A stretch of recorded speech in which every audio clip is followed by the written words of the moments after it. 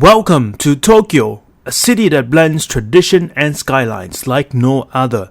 In this video, we'll take you on a journey to 7 of Tokyo's iconic attractions which we really enjoyed as tourists, and we hope you also do too. This is where you discover did you know fun facts about these places even before you go, and what you can do, including tips and food choices in each of the attractions. So get ready to plan your unforgettable adventure in the land of the rising sun. By the way, be sure to also check out our full coverage of Tokyo Disneyland and Disney Sea in a separate video, as we'll be covering other attractions in this video. Now let's go! Our first stop to Tokyo's iconic attractions is Ueno Park and Zoo. Now, did you know that Ueno Park was the first public park in Japan, established in 1873, which is now 150 years old, and the park is surprisingly a great place to relax even with its location in the central Tokyo, as it has over 8,800 trees, including over 1,200 cherry trees, that makes Ueno a popular spot for hanami, which is cherry blossom viewing in the spring, or as we know it as sakura as well. To get to Ueno, take one of the trains in Tokyo to the Ueno station and you can start your journey.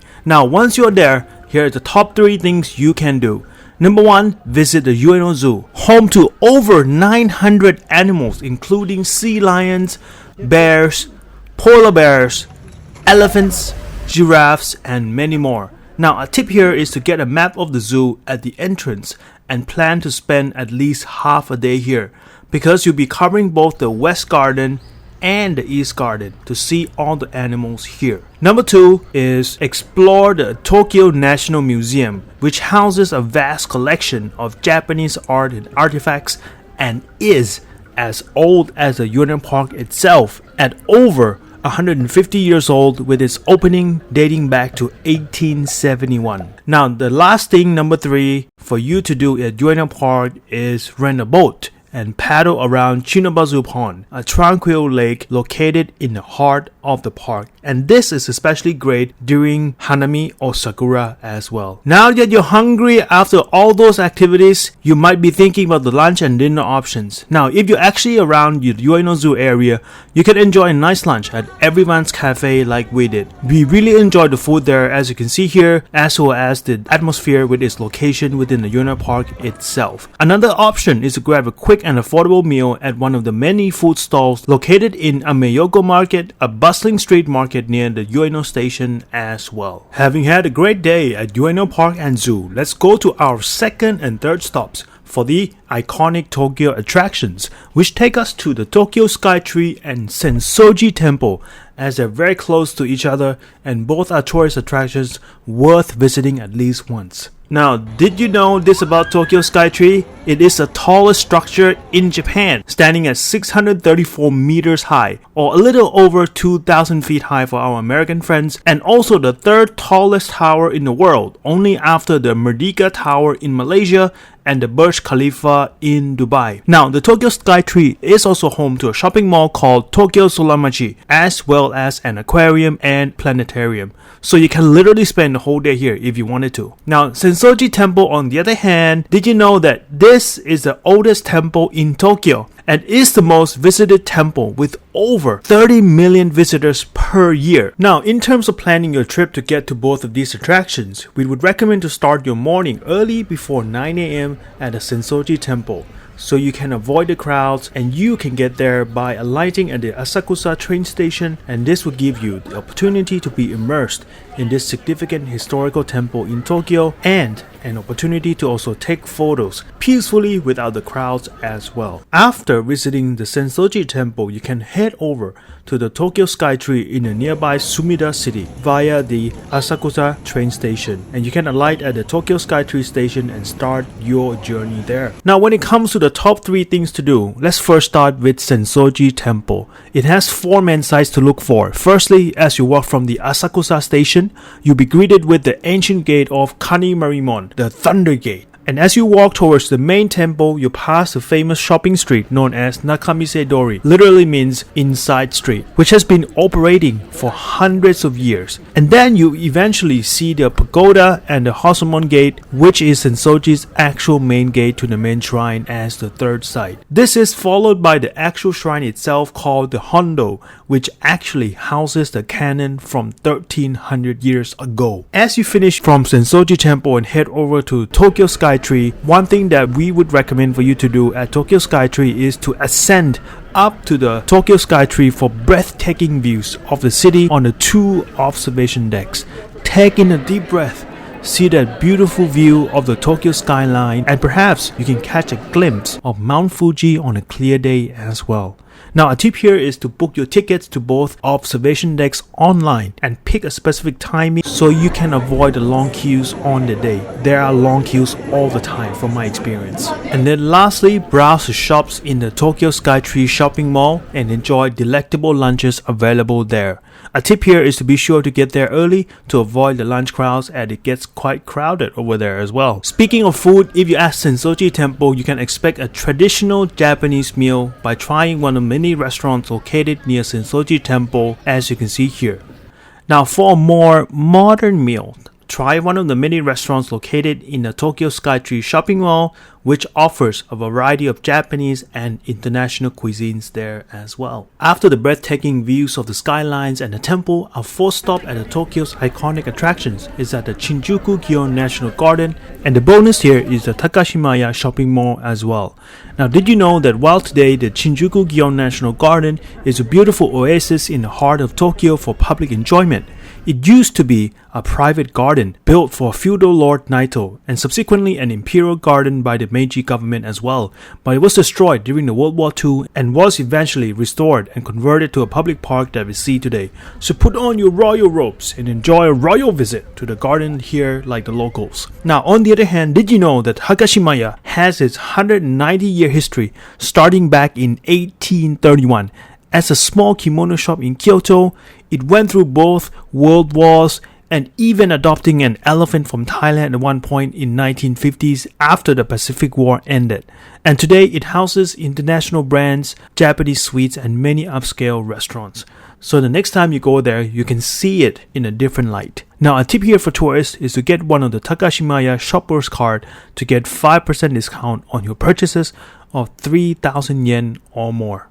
Now, the most convenient way you can get to Shinjuku-gyon National Garden is via a train and alight at the Shinjuku-gyon station, as you can see here. From Shinjuku-gyon National Garden is an easy stroll to the Takashimaya department store, or you can also get to the mall first via the Shinjuku train station itself and walk to the Shinjuku-gyon National Garden as well. Now, when it comes to the top 3 things to do, number 1 is to stroll through the expansive Shinjuku-gyon National Garden and admire the beautiful scenery and catch a glimpse of the cherry blossom if you're there during the season like we did as well. Now, a tip here is to bring a picnic mat and enjoy a picnic with a view like the locals. Number 2 is after you have enjoyed the park, you can take a short 10-minute stroll to the Takashimaya department store to fill both your hunger for food and your shopping crave. Number 3 and the last thing that you can do here is explore the Shinjuku district, which is home to a variety of shops, restaurants, and bars, and continue exploring the city to your heart's content as well.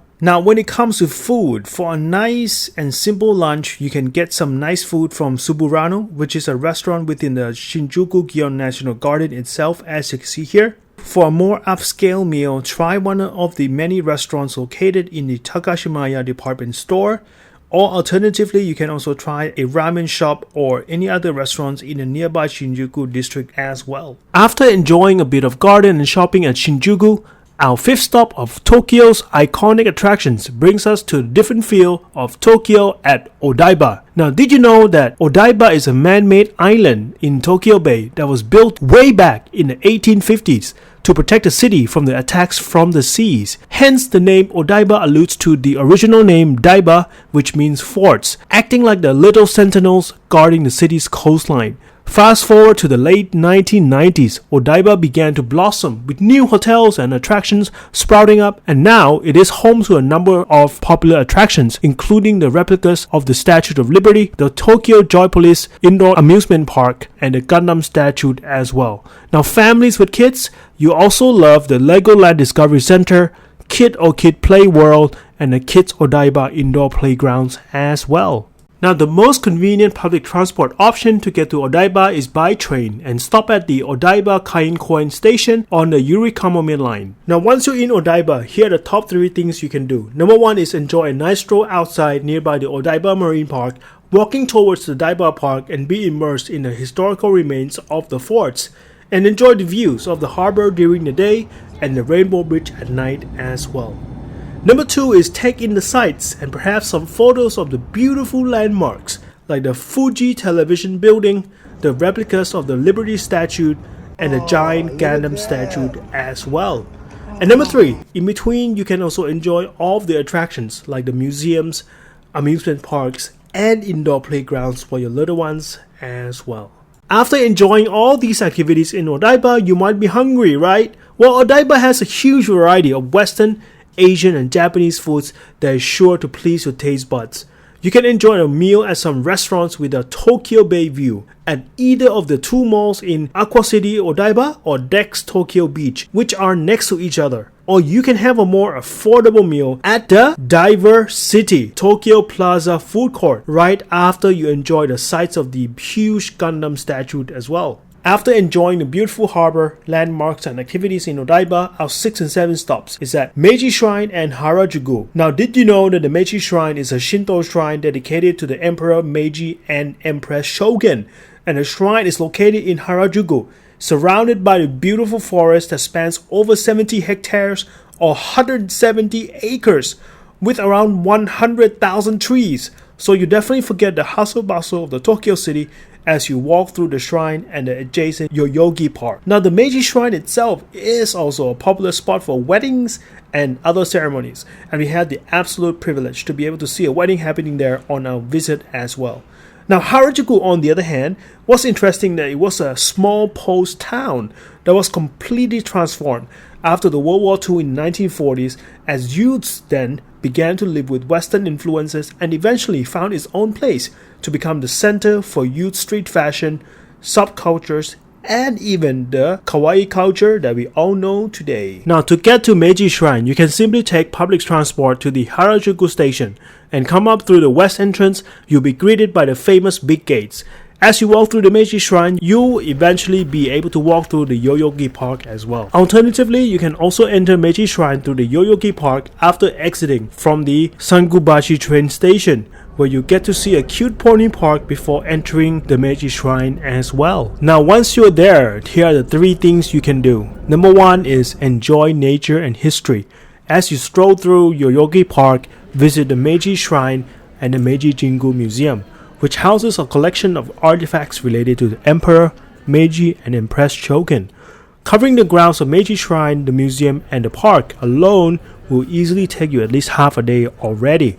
For the rest of the day, you can explore the modern Harajuku district, which is known for its unique fashion. And the last thing is, just a block over from Harajuku, you can also walk around the nearby Omotesando neighborhood, which is known for its posh and pleasant shopping experiences, especially for luxury goods, beautiful architectures all around you as well. After spending the day strolling through beautiful sights, you might be hungry. So for a quick snack, Harajuku is known for its crepes. So get some crepes, and as you walk and enjoy your crepes, you can slowly head over to Omotesando to get really good food from a variety of brunches and restaurants there, with Western, Japanese, and other Asian cuisines to choose from. And friends, that concludes our journey through Tokyo's most iconic attractions.